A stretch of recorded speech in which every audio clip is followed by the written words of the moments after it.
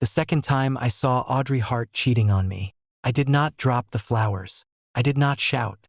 I did not ask why. I did not beg her to explain why her hand was on Derek Walsh's chest behind the Northbridge University Alumni Hall, or why his mouth was so close to hers that any explanation would have been an insult to language. I just stood there in the rain, holding the white roses I had bought for our 4th anniversary, and thought, so, this is where my life ended the first time Audrey saw me first. Her eyes widened. Derek turned half a second later, one hand still resting on the brick wall beside her shoulder, his expensive coat untouched by the rain because men like Derek always found shelter before consequences arrived. For 3 seconds, no one spoke. The alley behind the Alumni Hall glowed with yellow security lights. Music from the Northbridge Founders Night Gala leaked through the side doors. Inside, student entrepreneurs were pitching companies, shaking hands with alumni investors, and pretending ambition was clean. Outside, my girlfriend of 4 years was kissing Derek Walsh again. Not again in this life. Again in my memory. Audrey pulled away from him. "Ethan," she said. Her voice trembled perfectly. In my first life, that one word had cracked me open. I had stepped toward her, flowers shaking in my hand, and asked, "How could you?" She had cried. Derek had smiled. By the end of that night, I had looked like the unstable boyfriend, the controlling engineering student who could not accept that Audrey had grown beyond him, the jealous ex who made a scene during a donor event. 2 weeks later, Audrey and Derek used that narrative to push me out of my own venture project. 3 months later, I lost the Northbridge accelerator spot. 6 months later, Derek's father helped bury my appeal. 1 year later, Audrey was standing beside Derek in a magazine photo under the headline, "Young Founders Bringing Infrastructure Technology to Global Markets." My work, their faces, that was my first life. It did not end with dignity. It ended years later in a rented room watching a live stream of a woman named Lily Carter walk onto a stage in New York as the founder and CEO of Atlas Grid, a company valued at more than $10 billion. Lily Carter, the quiet girl from Northbridge Engineering, the girl people mocked because she stuttered during presentations, the girl Derek's friends called Lab Mouse, the girl whose early sensor architecture I had once ignored because I was too busy saving Audrey from deadlines she created. On that live stream, Lily stood in a white suit under bright lights, calm, brilliant, untouchable. Reporter asked her, "What advice would you give students who are overlooked?" Lily said, "Do not beg people to see your value. Build until they cannot price the room without you." I remembered turning off the screen and laughing until I cried because I had spent my life begging the wrong person to see me. Then I woke up back in my senior year dorm, back on the morning of Northbridge Founders Night, back before Audrey ruined me, back before Lily became the billionaire CEO everyone wished they had believed in. Now Audrey stood in front of me again, rain on her hair, guilt in her eyes, Derek Walsh behind her, and this time, I kept breathing. Audrey stepped toward me. "Ethan, this isn't what it looks like." Derek laughed softly. That laugh had heard it in boardrooms, hallways, videos, and nightmares. He slid both hands into his coat pockets and looked me over. "Come on, Miller, don't do the dramatic boyfriend thing." I looked at Audrey.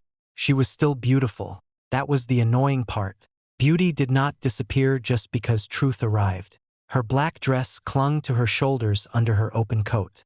Her blonde hair was pinned loosely, a few strands damp against her cheek. Her eyes were already shining, preparing for tears.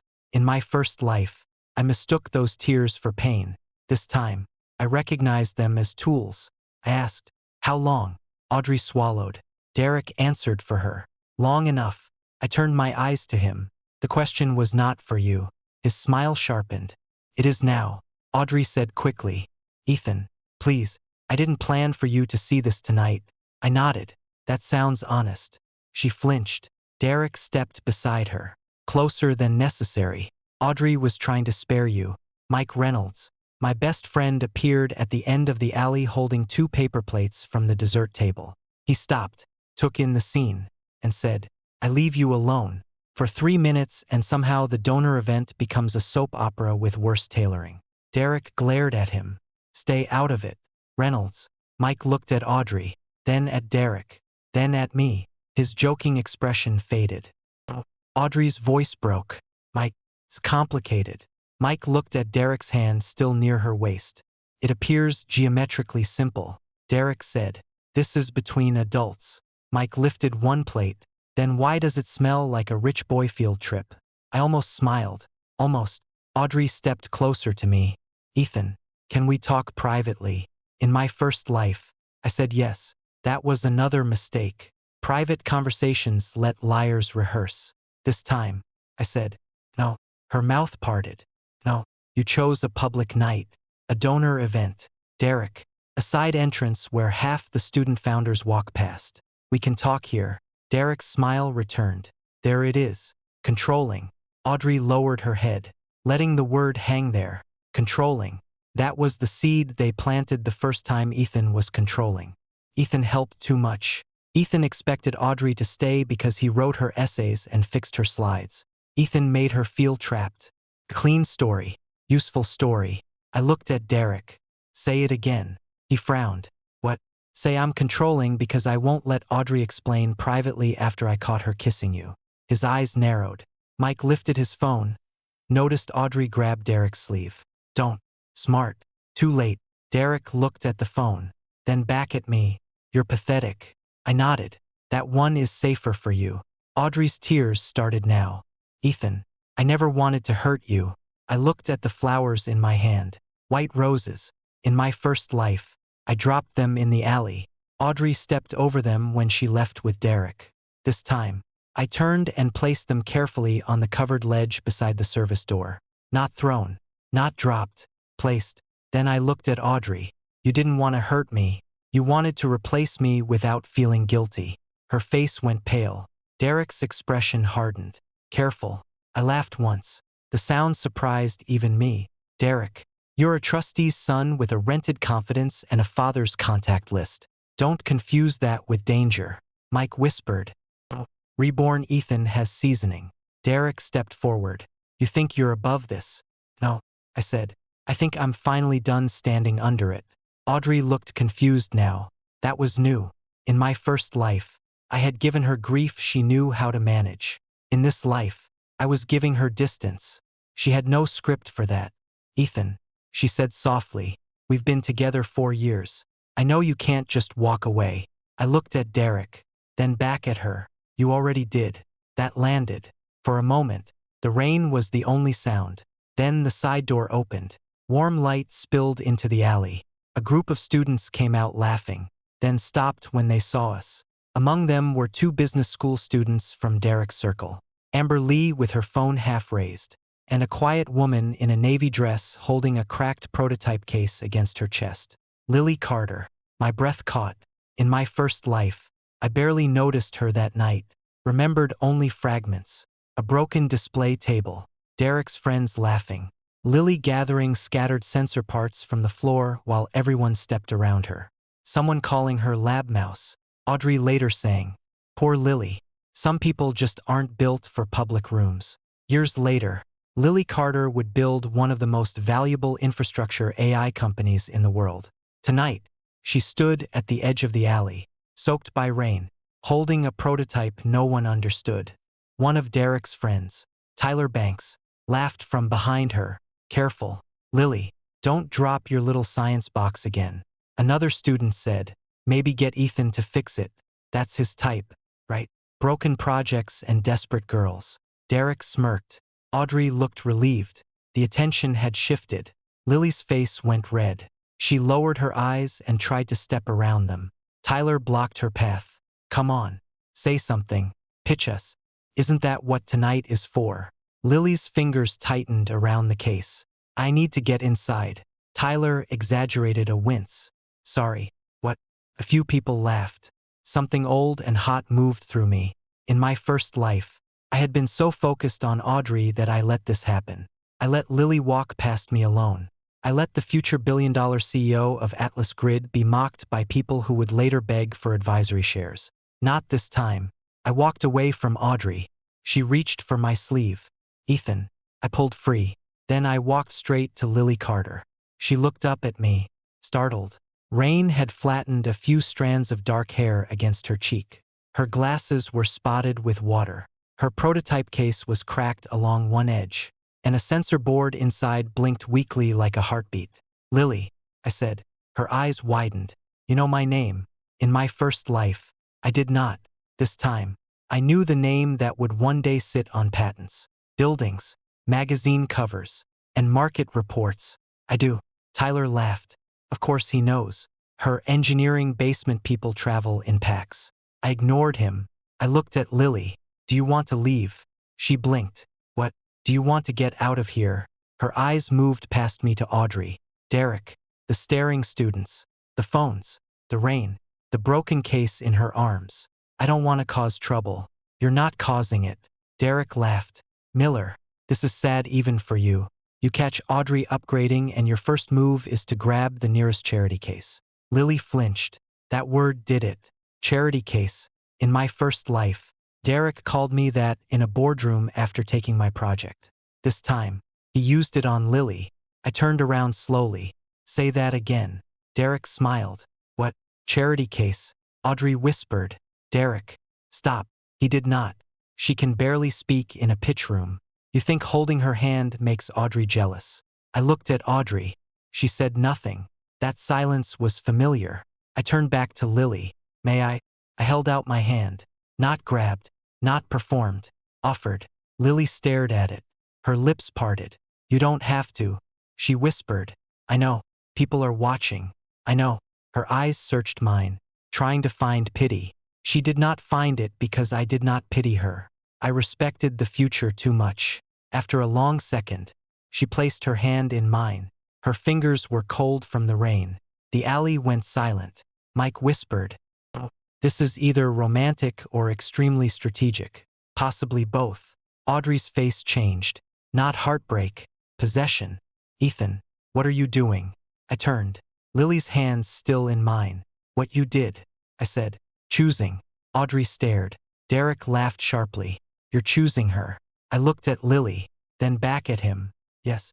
Tyler snorted. "Congratulations. Lab mouse, you got the rebound." Lily tried to pull her hand away. I held gently, giving her space but not letting the insult decide for her. I said to Tyler, "In 7 years, you will be asking people if they know anyone who can get you into her Series C round." Everyone looked confused. Of course they did.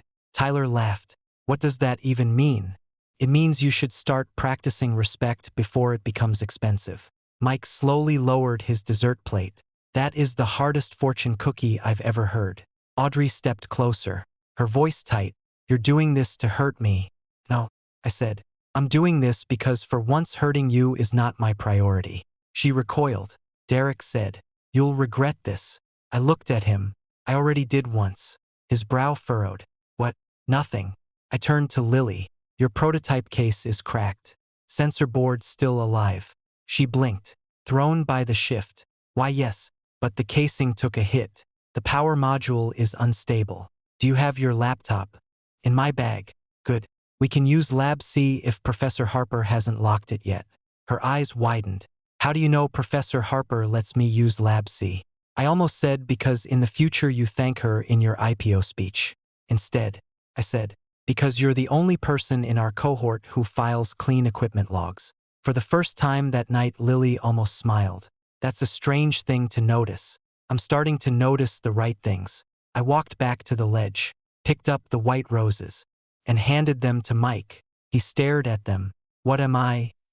"Emotional storage. For now." He looked offended, then held them carefully. "Fine, but I'm charging handling fees." Audrey watched me like she still expected me to turn back. I did not. I walked out of the alley holding Lily Carter's hand. Behind us, Derek's voice followed. "Enjoy your pity project, Miller." I did not answer because in my head I saw another stage. 7 years later, Atlas Grid's IPO. Lily Carter in a white suit, cameras flashing. Her company valued at more than $10 billion.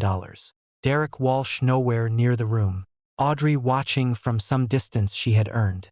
And me in that first life, alone and unemployed, realizing too late that the person everyone mocked had been the one worth standing beside. This time, I did not miss her. Lab C was locked. That part of the future had not changed. Professor Harper was still in her office because she had no personal life during Founder Week and considered sleep an unreliable productivity myth. She opened the door when I knocked and looked at me. Lily, our joined hands, Mike holding roses, and the rain dripping from all of us. Professor Harper said, "This had better be academic." Mike lifted the roses. It began romantic and became technical. Professor Harper looked at him. "That sentence concerns me." Lily stepped forward. "My prototype casing cracked during the showcase setup. The power module is unstable. I need 20 minutes to download the last diagnostic logs before the board dies." Professor Harper's expression changed immediately. "Why didn't you lead with that?" Lily glanced at me. "I was trying." Professor Harper unlocked the lab. Inside, we moved quickly. That was one thing I had missed in my first life. Lily became different around machines. Not louder, not smoother, but precise. Her stutter faded when she named parts. Errors, voltages, thresholds. Her hands stopped shaking when she held a tool. She did not need confidence as a costume. Competence moved through her like electricity. She opened the prototype case on the bench. Inside was an early version of what would become Atlas Grid's core monitoring architecture. A decentralized infrastructure sensor network that could detect mechanical failure patterns before traditional systems caught them. In my first life, she pitched it poorly that night. The judges dismissed it. Derek's friends mocked her. She withdrew from the accelerator. Then, after graduation, she built it alone for years until the world finally caught up. This time, I was not going to let one bad night steal years from her. Lily connected the board to her laptop. Lines of error logs filled the screen. She frowned. "The data's corrupted." "No," I said before thinking. She looked at me. I caught myself. In the future, I had watched a documentary about Atlas Grid's origin story. Lily mentioned the founder's night prototype crash. The data was not corrupted. The timestamp offset made it look unreadable, but the raw packets were intact. I said carefully, "Maybe not. Check whether the clock reset when the power module dropped." Lily froze, then typed fast. Her eyes widened. The offset shifted. Mike leaned over. "Is that good?" Lily said, "It means the packets are there." Professor Harper looked at me. I shrugged. Lucky guess. She did not believe me. Good professors rarely do. For the next 30 minutes, Lily worked with terrifying focus. I did not take over. That was important. In my first life, I took over everything for Audrey because being needed felt like love. With Lily, I watched my hands. I handed tools when asked. I suggested only when invited. I documented changes. I made sure her name stayed on every file. At one point, she pushed her glasses up and said, "You don't have to hover." "I'm not hovering," Mike said. "He has recently discovered boundaries. We are all adjusting." Lily actually laughed softly. Then she caught herself.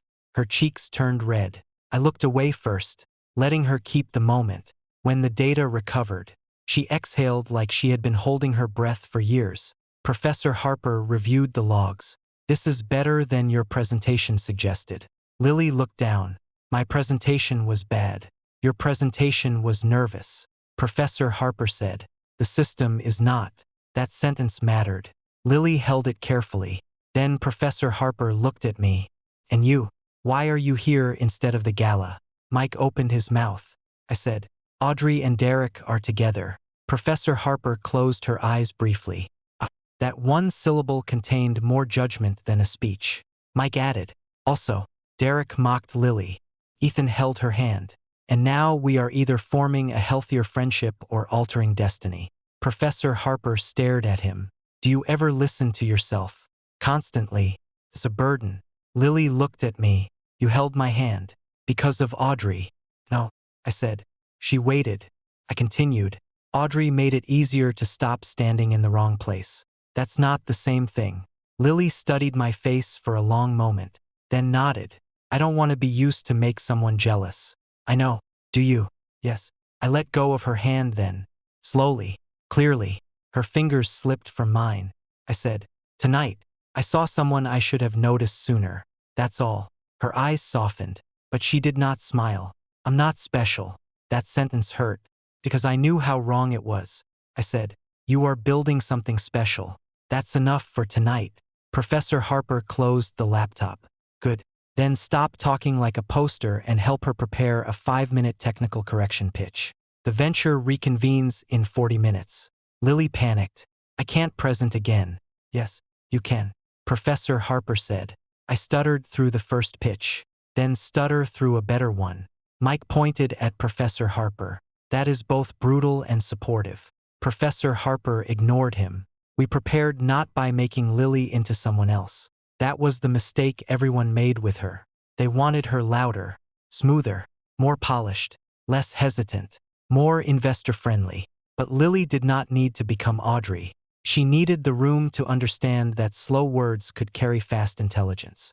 So, we rebuilt her pitch around the system. Fewer slogans, more proof, opening sentence. This prototype detects failure patterns before visible breakdown by comparing local sensor deviations across a distributed infrastructure network. Mike made a face. Strong. "But the business people may faint." Lily said. "Good." I laughed. She smiled for real this time. Small, fast, gone, but real. When we returned to the gala, Audrey and Derek were standing near the investor tables. Audrey saw me first, then Lily beside me. Something tightened in her face. Derek looked annoyed, then amused. "You actually brought her back," I said. "She has a pitch." Tyler laughed. "Does it come with subtitles?" Lily flinched. I turned to Tyler. "Keep talking. I want witnesses." He stopped. Derek looked between us. "You think this makes you look noble?" "No," I said. "I think her data makes her look underfunded." Professor Harper walked past us. Panel room. Now, no one argued with Professor Harper. The venture panel had expected Lily to withdraw. Instead, she walked to the front of the room with her repaired prototype, her laptop, and her hands clenched around the clicker. I sat in the back. Mike sat beside me with the roses across his lap like a funeral arrangement for my bad decisions. Audrey stood along the sidewall with Derek. I could feel her watching me. For once, I did not turn toward her. Lily began. Her first word caught. Then the second. A few people shifted. Derek's friends smirked. Then Lily clicked to the diagnostic log. Her voice steadied. "This system does not wait for one sensor to fail. It compares deviation patterns across a network. When pressure, vibration, and temperature drift together, the model identifies probable failure before visual inspection." An investor leaned forward. Lily clicked again. "These are the recovered logs from the damaged prototype tonight. The power module dropped, but the raw packets survived. The system flagged the casing failure before the board fully destabilized." Professor Harper's eyebrows lifted. That part was new. So was the room's attention. Lily continued. "Not smooth, not polished, but exact. And exact has its own power." By the end, the panel was asking technical questions. Real ones, not polite ones. What was the false positive rate? How would it scale? Could the model handle dirty data? What about rural maintenance systems with intermittent power? Lily answered every question, sometimes slowly, sometimes with a stutter, always correctly. When she finished, the room applauded. Not wildly, seriously. That was better. Derek looked bored in the way people look when they cannot admit they are worried. Audrey looked shaken because Audrey understood rooms and this room had just changed around Lily. After the pitches, Professor Harper found me near the hallway. "You helped without taking over," I said. "I'm trying something new." "Keep doing that." Lily joined us, still holding the prototype. She looked overwhelmed. I didn't fall apart. "No," I said. "You made them ask better questions." Mike appeared behind us. "I've updated your brand from Lab Mouse to Quiet Destroyer." Lily blinked. "Please don't. Unofficial only." Audrey approached before I could respond. "Ethan." There it was again. The voice softer now, less certain. Derek followed behind her. Annoyed, Audrey looked at Lily first, then at me. "Can we talk?" I said. "No." Her face tightened. "Still, you haven't earned private." Derek said. "You're acting like a child." I looked at him. "You kissed my girlfriend behind the alumni hall. Mocked Lily in public. And now you're upset I won't give you a private room to rewrite it." Mike whispered. "Clean summary. Audrey's eyes filled. I made a mistake. No, I said. You made a choice. Mistakes are when you use the wrong formula. Choices are when you hold his hand after. She looked down. Derek placed his hand on her back. This time, she stepped away. He noticed. So did I. Lily noticed too. Audrey whispered, I didn't know you would just walk away. That sentence told me everything. She had expected pain. She had expected pleading. She had expected proof that I still belonged to her even while she left. I said, neither did I. Then I walked away with Lily, Mike and Professor Harper. The next few weeks became a study in reverse gravity. In my first life, Audrey and Derek rose while I sank. This time, the opposite began quietly. Lily's pitch earned a second review from the Northbridge Accelerator. Professor Harper insisted I be listed only as technical support for the recovery session. Not co-founder, not lead, not savior. I agreed. Lily objected. You helped. I did. Then you should be credited. I'll be credited for what I did. Not more. She studied me. People usually want more. I used to give too much to people who wanted more. She nodded as if she understood more than I said. We began working together. Not dating. Not immediately. This mattered. I had not been reborn to collect a better woman like a reward. Lily was not a replacement prize for Audrey. She was a person with work, fear, pride, and a future that belonged to her. So I moved carefully. We spent evenings in Lab C rebuilding her prototype casing and cleaning the model. Architecture. I helped with documentation. She helped me identify flaws in my own diagnostics project. We argued about sensor placement, data noise, interface design, and whether investor slides should contain fewer words. She was usually right about the engineering. I was usually right about the slides. Mike claimed he was right about vibes. Professor Harper denied vibes existed, but she kept showing up to check our work. Audrey tried to reach me 4 times. I did not answer private messages, so she moved to public concern. At a seminar, she asked loudly whether I was using Lily to prove a point. Lily stood before I could. Her voice shook at first. I'm not a point. The room turned. Lily continued, slower now. And Ethan is not using me. He gives credit correctly. That's rare. Audrey sat down, red-faced. Derek stopped smiling at me after that. Then the accelerator decisions came. Lily's project was accepted into the summer technical founder track. Derek's pitch was waitlisted. Audrey's outreach proposal was rejected for lack of independent project ownership. Mike read the results in the cafeteria and said, nature is healing. Audrey found me outside the library that evening. Same steps as my first life. No rain this time, just cold wind and sunset. Ethan, she said. I stopped at the bottom step. She hugged her coat around herself. I ended things badly. Yes, I was confused. No, she flinched. I said, you were not confused. You were confident until it cost you. Her eyes filled. Derek isn't who I thought he was. I almost laughed. No, he is exactly who he was. You just thought he was on your side. She looked away. I miss you. In my first life, those words would have dragged me backward. This time, they landed and stayed outside me. You miss being safe. I said, that's not fair. It is. She stepped closer. I saw you with Lily. Everyone did. You look different with her. I am different with her. That hurt her. Good. Not because I wanted her hurt. Because truth is supposed to touch the person who avoided it. Audrey whispered, do you like her? I thought of Lily in Lab C. Hair tied back, arguing about error thresholds with grease on her sleeve. I thought of Lily standing in front of the panel, stuttering but refusing to retreat.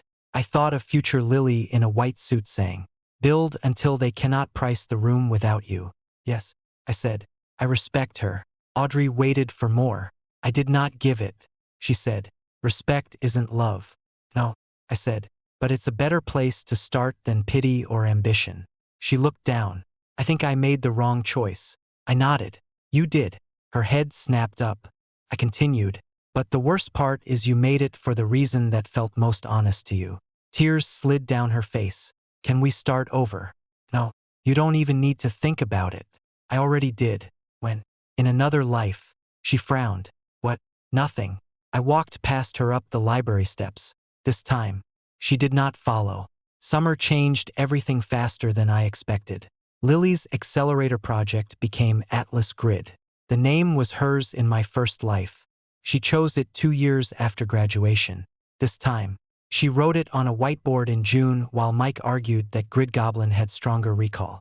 Professor Harper erased his suggestion. Atlas Grid began as a decentralized sensor network for infrastructure failure prediction. Boring, according to Derek. Essential, according to everyone who had ever watched a water system fail before anyone budgeted repairs. The accelerator gave Lily $20,000. Not much. Enough. She used half on hardware, a quarter on field testing, and the rest on legal formation after Professor Harper threatened to personally haunt her if she skipped founder paperwork. She offered me a co-founder role. I said no. She looked hurt. I explained before the hurt could harden. This is your company. You helped, yes, and I'll keep helping, but the core architecture is yours. You know things. That was dangerous because I did. I knew fragments of the future, knew Atlas Grid would matter. I knew a municipal failure in Ohio would become the case study that launched the company nationally. I knew Lily would one day struggle with a bad investor who tried to force her out. Knew enough to help and enough to steal if I became careless. So, I told her a version of the truth. I have instincts. That doesn't make me founder. She looked at me for a long time. You're afraid of taking too much. Yes, because of Audrey.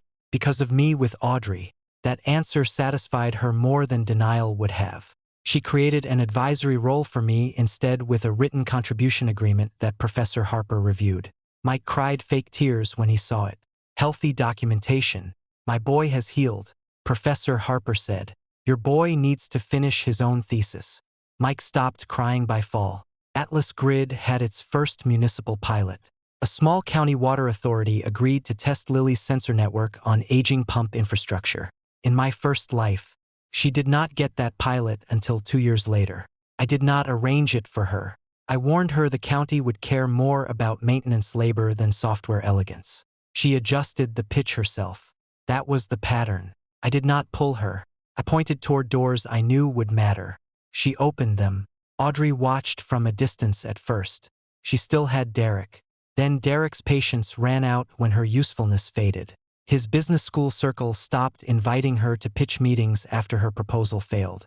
He began introducing her as a friend at donor events. She learned quickly what that word meant when spoken by someone like him. A friend. Useful person in private. Not a future in public. I might have felt satisfied if the symmetry were not so sad. One afternoon, Audrey came to the lab. Lily was inside reviewing pilot data with Professor Harper. Mike was trying to fix the coffee machine by threatening it verbally. Audrey stood at the doorway. Can I talk to Ethan? Lily looked at me. No jealousy, no claim, just a question. I said, here is fine. Audrey stepped in, uncomfortable under the fluorescent lights she had once mocked. I wanted to apologize to Lily. That surprised me. Lily turned. Audrey swallowed. I let Derek call you things. I laughed sometimes or I stayed quiet. That was wrong. Lily held her gaze. Yes. Audrey blinked. Mike whispered. Direct. Efficient. Lily continued. Thank you for saying it. Audrey nodded. Tears gathering. Then she looked at me. I'm sorry to you too. I waited. I'm sorry I cheated. I'm sorry I tried to make you look controlling. I'm sorry I thought Derek's world was bigger just because it had richer people in it. And I'm sorry that I only wanted to come back after I saw you stand beside someone else. I said, that one sounds true. She cried, can you forgive me? Not today. She nodded. I know. Then she asked, is she really going to be that successful? The room changed. Lily went still. Mike's eyebrows shot up. Audrey seemed to realize too late what she had said. I mean, she's good. People are saying investors are watching. I looked at her. There it was. Even in apology. She was calculating altitude. I said, you are not asking whether Lily is okay. You are asking whether you underestimated the next powerful person. Audrey's face crumpled. No, yes. She looked at Lily. I didn't mean. Lily closed her laptop. Her voice was quiet. You should go. Audrey stared at her, then nodded. She left. Mike watched the door close. Some people really do speedrun growth and fail the final boss. Lily looked down at her hands. I said, "You okay?" She nodded, then shook her head. I hate that she asked that. Me too. She still thinks value is something other people announce. I looked at her. That is why she missed you. Lily met my eyes. For a moment, the lab noise faded. The coffee machine hissed. Mike whispered, "I am emotionally in the room, but physically willing to leave." Professor Harper said, "Michael, leaving." He did not. Winter arrived. With Atlas Grid's first real crisis. The county pilot failed during a cold snap. Sensors dropped offline. The dashboard produced false positives. A pump flag stable failed 6 hours later. No injuries, no public disaster, but enough to scare the county authority. In my first life, Lily had almost quit after this pilot. She later said it taught her that infrastructure did not forgive elegant assumptions. This time, I knew the lesson was coming. I wanted to warn her. I wanted to prevent it. But preventing every failure is just another way of taking over. So, I stayed beside her without stealing the lesson.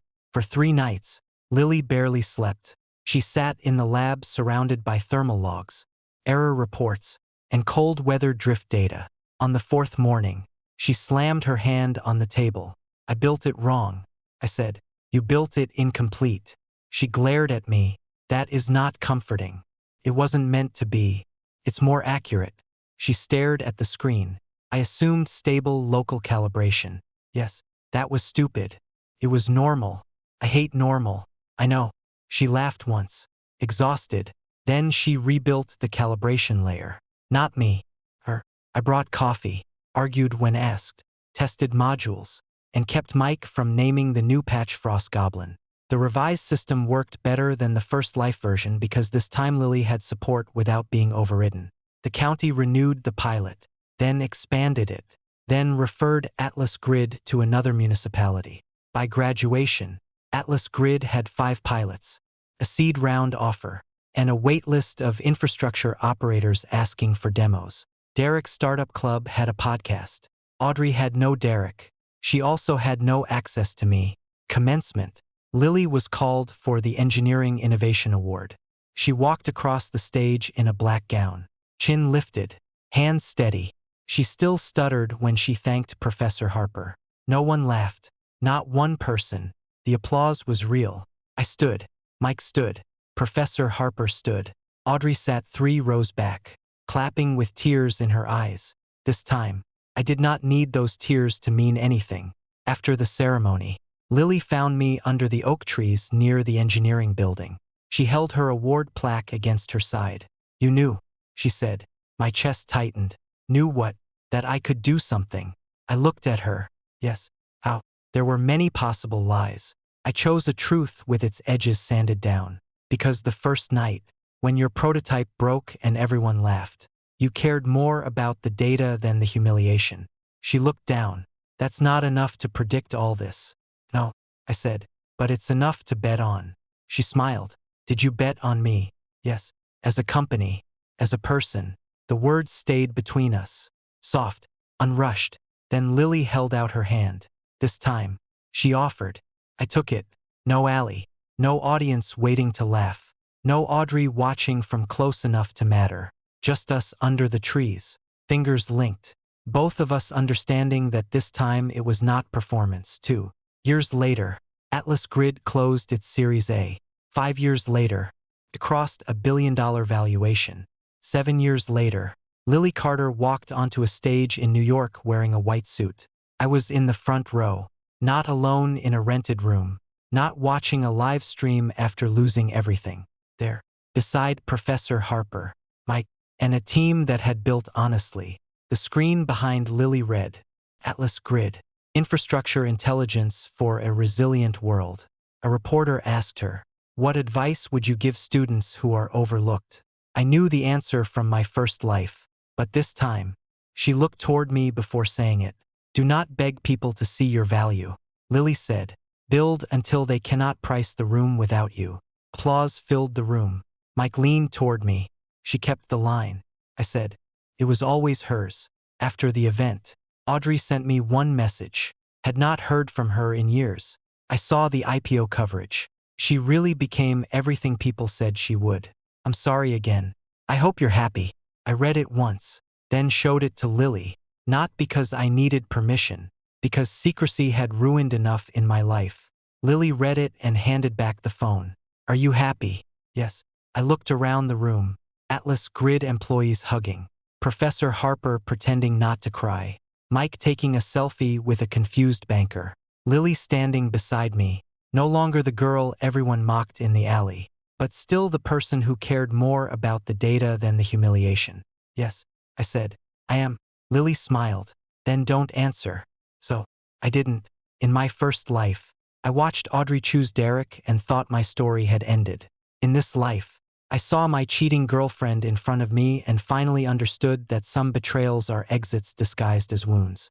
I turned around. I took Lily Carter's hand. Everyone laughed. They thought I had chosen the girl nobody wanted. They did not know I was holding the hand of the future $10 billion CEO. But even that was not the real victory. The real victory was not that Lily became rich. It was not that Audrey regretted leaving. It was not that Derek disappeared into the footnotes of other people's success. The real victory was that I finally stopped chasing someone who only valued what power looked like from the outside. I chose the person who built. She chose to keep building. And when the world finally learned her price, I already knew her worth.